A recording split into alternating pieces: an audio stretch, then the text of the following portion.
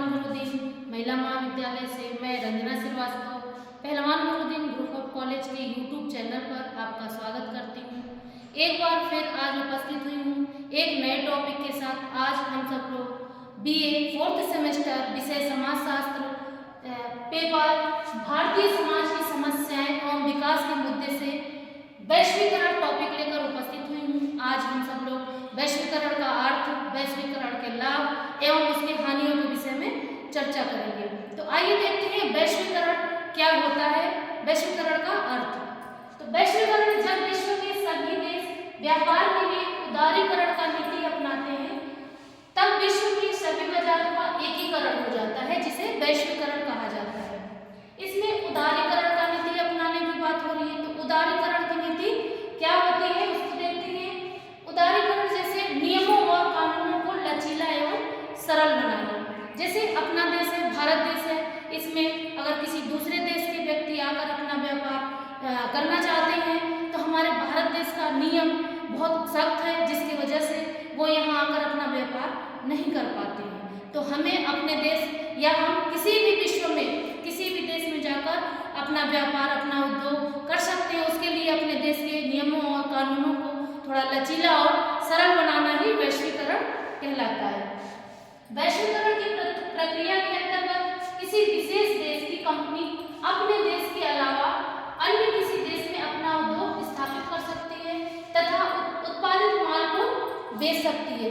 वैश्वीकरण जैसे हमने बताया कि किसी भी देश में, विश्व के किसी भी देश में जाकर, चाहे भारत देश के लोग विदेशों में जाकर अपना व्यापार जमा सकते हैं, वहाँ अपने माल को बेच सकते हैं, अपनी वस्तुएं बेच सकते हैं और वहाँ अपना व्यापार कर सकते हैं। या बाहर के लोग अगर चाहें तो भारत देश में आकर वैश्वीकरण की नीति, जिसका कानून सरल हो जाएगा, और तो वहाँ पर आकर अपना व्यापार कर सकते हैं और अपने प्रोडक्ट को आसानी से बेच सकते हैं।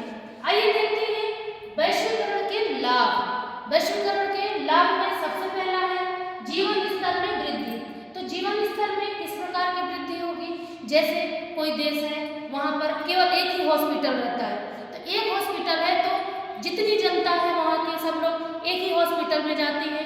हॉस्पिटल वाले अपने मनमानी करेंगे, पैसा ज़्यादा करेंगे, जिसकी वजह से व्यक्ति मजबूर होकर वहीं जाएगा। अगर उसी देश में एक हॉस्पिटल की जगह पे 4-4 हॉस्पिटल हो जाए तो जीवन स्तर में वृद्धि हो जाएगी। हम लोगों के लिए ऑप्शन मिल जाएगा, आम जनता के लिए ऑप्शन मिल जाएगा, जहाँ उनको इलाज अच्छा होगा वहीं वो जाएंगे, किसी एक हॉस्पिटल पे डिपेंड नहीं रहेंगे। तो ये किसकी वजह से हुआ? वैश्वीकरण से जीवन में वृद्धि हो गई। जहाँ हमें अपने बजट में इलाज मिल जाए और अच्छा इलाज मिले, वहीं जाएंगे, किसी एक पर डिपेंड नहीं रहेंगे।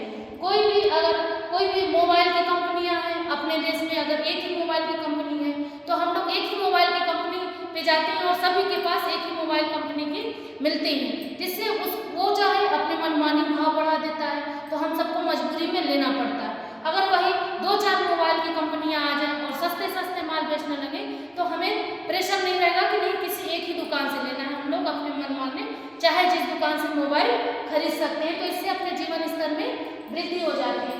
दूसरा है विदेशी व्यापार में वृद्धि।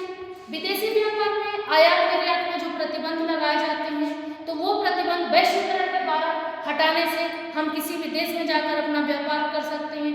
विदेशों में जाकर भी हम अपना जो माल है उसको बेच सकते हैं, अपने प्रोडक्ट को बेच सकते हैं, और विदेशी लोग चाहें तो अपने देश में आकर अपना माल बेच सकते हैं।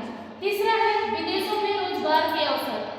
वैश्वीकरण से विदेशों में भी जाकर हमारे देश के लोग रोजगार कर सकते हैं, विदेशों से आकर हमारे देश में लोग अपने हिसाब से व्यापार कर सकते हैं। ये वैश्वीकरण के हिसाब से ही होता है। अगला है नवीन तकनीकों का आगमन। जब हम लोग नए प्रोडक्ट बनाएंगे, कहीं ऐसा देश होता है कि उसके पास पैसा नहीं रहता है, कोई ऐसा देश रहता है जहाँ पर वो प्रोडक्ट बनाने की नई तकनीकें तो हैं उनके पास, लेकिन पैसे की कमी होती है। तो दोनों अपने में सामंजस्य करके नए तकनीकों का उत्पादन करते हैं, जिससे हम लोगों को नए तकनीकों का आगमन मिल जाता है। अब जब किसी चीज़ के लाभ होते हैं तो उसकी कुछ हानियाँ भी होती हैं। तो आइए देखते हैं वैश्वीकरण से हानियाँ, क्या क्या हानियाँ होती हैं। तो पहला है घरेलू उद्योगों पर नकारात्मक प्रभाव। जब आज के समय में जब वैश्वीकरण के हिसाब से विदेशी चीज़ें इतनी आ जाएंगी तो जो यहाँ पर अपने देश के लोग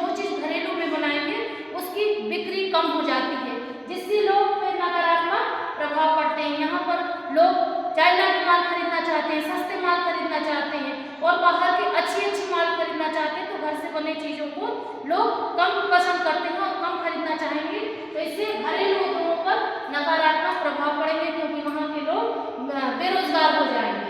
दूसरा है उपभोक्तावादी संस्कृति का प्रसार। तीसरा है विलासिता वस्तुओं का भरमार। विलासिता वस्तुओं का भरमार यानी लग्जरी, यानी बड़े बड़े आइटम, अट्रैक्टिव आइटम ज़्यादा आ जाएंगे, तो उसमें जो है ये हानियाँ होंगी, अपने घरेलू उद्योग पे नकारात्मक प्रभाव पड़ेगा। अगला है आय वितरण की विषमता। जैसे कोई देश अमीर है, कोई देश गरीब है, तो अलग अलग देशों में आय के हिसाब से जितना अमीर देश अगर अमीरी में ज़्यादा करेगा तो अमीर बना रहेगा, और गरीब देश के लोग जितनी इनकम कर पाएंगे उतनी कर पाएंगे, तो इसमें आय में दोनों में विषमता बनी रहेगी। आज के लिए इतना ही।